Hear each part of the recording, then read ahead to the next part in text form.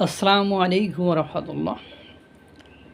গতকাল রাতের শরীয়তপুরের মশাল মিছিল দেখেছেন কেউ?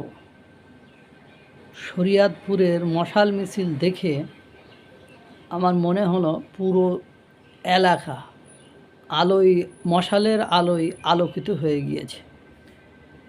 ওই ভিডিওটা যারা দেখেছে তাদের মনে হবে যে আওয়ামী লীগ কখনো নিঃশেষ ধ্বংস হওয়ার নয়।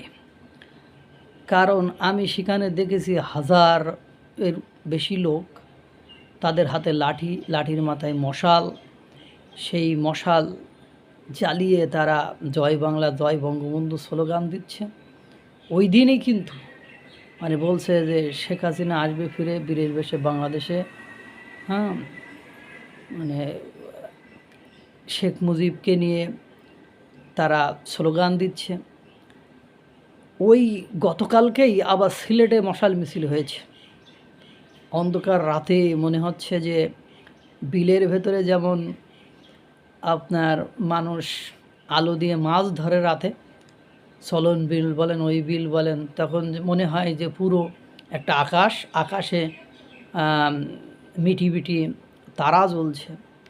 একেবারে ওরকম আলোর আওয়ামী লীগের মশালের আলোর ঝলকানিতে আলোকিত হয়ে যাচ্ছে চারিদিক। শরীয়তপুরে তো দেখে আমি অবাক, এত লোক কোথা থেকে আসলো, কোন জায়গা থেকে আসলো। অবশ্য শরীয়তপুর, মাদারীপুর, ফরিদপুর এগুলো আওয়ামী লীগের আতুরখানা, এগুলো আওয়ামী লীগের ঘাঁটি। গাজীপুর পুর হলেই সেটা আওয়ামী লীগের মনে হয় যে ঘাঁটি। আপনি দেখেন গাজীপুর, শরীয়তপুর, মাদারীপুর, পিরোজপুরও দেখেন প্রায় আওয়ামী লীগের লোকজনের সাথে অন্যদের অন্য বৈষম্য বিরোধী ছাত্র আন্দোলন এদের সাথে প্রায় ফাইট বাঁধে, বিএনপিদের সাথে ফাইট বাঁধে। তারা এগুলো পুর হলেই সে অঞ্চল মনে হয় যে আওয়ামী লীগের হয়ে গিয়েছে। এই হলো অবস্থা। এদেরকে স্বরাষ্ট্র উপদেষ্টা বেআইনিভাবে দমন করতে চাইলে স্বরাষ্ট্র উপদেষ্টার যে আইনের পরিস্থিতি আরও কত জটিল এবং ভয়াবহ হবে আমার মনে হয় উনি গেস করতে পারেন না। উনি একটু সহজ সরলের মধ্য দিয়ে ভাজা মাছটা উল্টে খেতে পারেন না। ওর ভেতরেই তিনি তার ক্ষমতাকে দীর্ঘায়িত করতে চান বা তিনি বেশি দিন ক্ষমতায় থাকতে চান।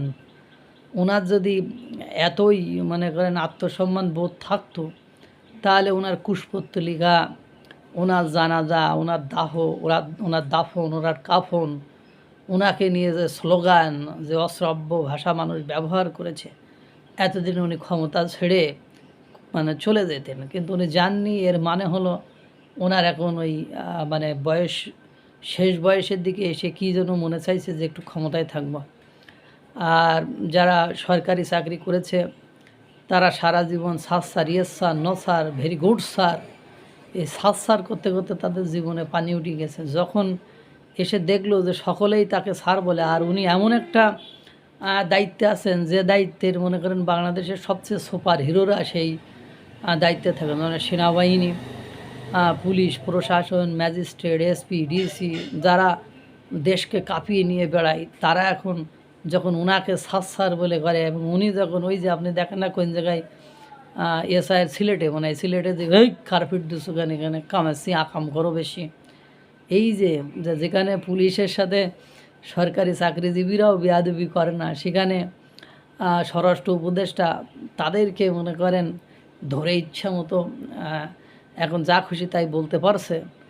যাকে তাকে চাকরি খেয়ে নিতে পারতেছে। এই যে একটা আধিপত্য বিস্তার, এই যে একটা ক্ষমতা পাওয়া, এটাই মনে হয় ওনাকে সব কিছু ভুলিয়ে এখন কিভাবে ক্ষমতায় থাকতে হবে। এবং এখন বাংলাদেশের লোক বলতে যে কোনো লোকের জিজ্ঞাসা করেন যে এই সরকারকে একমাত্র আওয়ামী লীগ যদি মাঠে নামে তাহলে নামাতে পারবে, আদারওয়াইজ এনাকে নামাতে বা এনাকে সরানোর মতো ক্ষমতা বর্তমান সময়ে বাংলাদেশে অন্য কোনো রাজনৈতিক দলের নেই বা তারা ইচ্ছা পোষণ করবে না।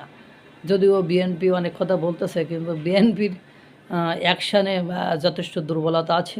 তারা আসলে কতটুকু পারবে আল্লাহই ভালো জানে। আল্লাহ তাআলা সকলকে ভালো রাখুক, সুস্থ রাখুক। আসসালামু আলাইকুম ওয়া রাহমাতুল্লাহ।